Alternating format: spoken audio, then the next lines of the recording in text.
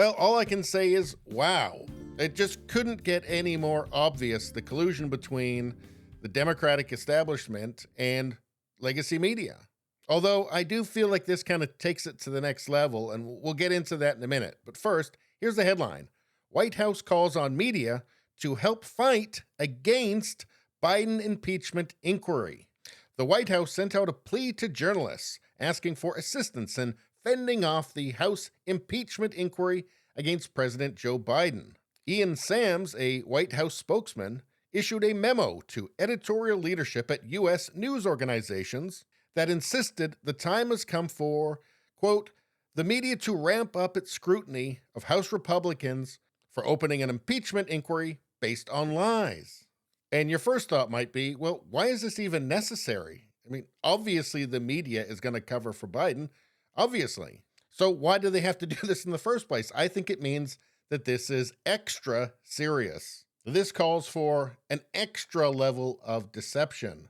And why? Well, because the corruption is just so obvious. It's so obvious that I think the White House realizes that ordinary methods are not going to suffice. And the media is just going to have to redouble their efforts to what? To misinform the public. Because this is a big one.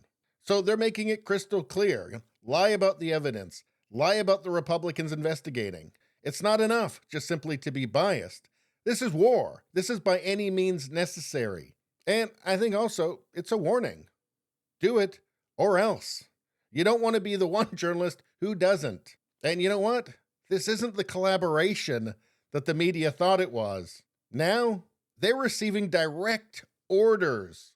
And I think it can be taken as an open threat from the deep state. What was it that Chuck Schumer said again? Let me tell you, you take on the intelligence community, they have 6 ways from Sunday at getting back at you. And wouldn't you know it, CNN's on the case, fact-checking McCarthy's claims while launching Biden impeachment inquiry. Claim: Biden family and associates got $20 million through shell companies. Facts first. This is true about Joe Biden's family and associates, but there is no public evidence to date that the president personally received any money. But if the claim is Biden family and associates got $20 million through shell companies, well, it is true. Then they admit it. It is true. So why do you have to add the end part on? I mean, obviously that needs to be investigated, right? I mean, that would be the point of an impeachment investigation, would to find out exactly what was going on with this $20 million. Because I don't think you can say that if your family members are getting millions of dollars around you, that you are not connected to that money in any way. And it doesn't matter how much they tell you that it's a nothing burger after that. A reasonable person will want to know what exactly was going on with that $20 million. Claim: an informant alleged the Biden family got a bribe. Facts first. It's true that an informant gave a tip of this nature to the FBI in 2020, and that the Bureau had viewed him as a credible informant, but the underlying allegation that the Biden family was given a bribe is totally unproven. The informant was merely reporting something he said he had been told by a Ukrainian businessman. I guess maybe that's what investigations are for. So again here, at the claim, an informant alleged the Biden family got a bribe, that is true. How about this? Claim: Biden participated in calls and dinners with his son's business partners. Facts first. McCarthy's claim omits key context about what was and wasn't reportedly discussed in the calls and dinners. A Hunter Biden associate testified that even though Joe Biden was on these calls and at these dinners, he didn't discuss business. And Republicans have not presented any evidence that Joe Biden himself benefited financially from his appearances at dinners or on calls. Again, I guess maybe that's what an investigation is for. Claim: Biden family members' financial transactions were flagged as suspicious. Facts first. The existence of these suspicious activity reports don't prove wrongdoing on their own. They're not even trying now. Okay, the facts first answer should be yes. True. Yes, the Treasury Department alone has more than 150 transactions involving the Biden family and other business associates that were flagged as suspicious activity by U.S. banks. True. See, they couldn't even get to the part where they just admit, yes, it's true, but then go on and start to shill for Biden.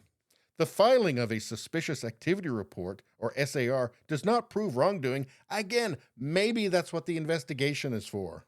How about this? Then VP Biden used his powers to help his son's business. Facts first. There is no public evidence that Joe Biden abused his government powers to help his family. Well, I don't know. This is in the public. Grassley obtains and releases FBI record alleging VP Biden foreign bribery scheme. Senator Chuck Grassley today released an unclassified FBI-generated record describing an alleged criminal scheme involving then Vice President Joe Biden and a Ukrainian business executive. Grassley acquired the record in FD 1023 via legally protected disclosures by the Justice Department whistleblowers. And in this file, it documents from a confidential human source what he's claiming is just straight up bribery.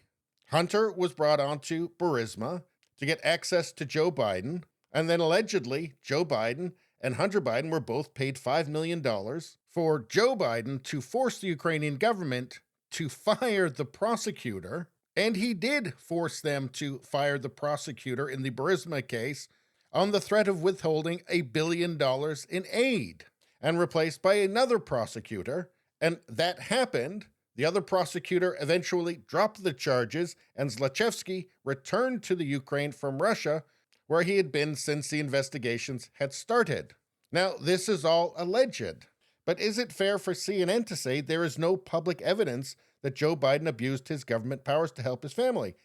That is evidence. That on its own does not make it more than alleged right now, but it's evidence that the FBI has actually had for quite a while. And let's just go through this again. Biden family and associates got $20 million through shell companies. That's true. An informant alleged the Biden family got a bribe. That's true. Biden participated in calls and dinners with his son's business partners. That's true. And of course, this is after he out and out lied about it. Biden family members' financial transactions were flagged as suspicious. True. Claim VP Biden used his powers to help his son's business. Well, I guess that's what the investigation is about, and there should be an investigation considering all that we've gone over. Oh yeah, and I forgot, Biden was using fake names as well while he was VP for some reason. So when you see this call from the White House for media to ramp up its scrutiny of House Republicans for opening an impeachment inquiry based on lies, well, you can see why they'd be panicking a little bit, because there's a hell of a lot. And I guess they feel it's not just enough for them to trust their media allies. They need to make it crystal clear, and also, too, ramp up scrutiny of House Republicans. So are they saying here they want the media to investigate and smear the people that are investigating Joe Biden? And I have to say, this is looking really desperate and panicky. I wonder if we'll see, a journalist, a mainstream journalist, who's not on the right side of things being charged by the DOJ, just to make it crystal clear that complicity is not voluntary. I wonder if we'll see charges against McCarthy. There doesn't seem to be any step that they won't take at this point. But anyway, that's all I got to say about that. Please subscribe, like, and share. Sharing really helps me out. I thank you for that. I will see you next time.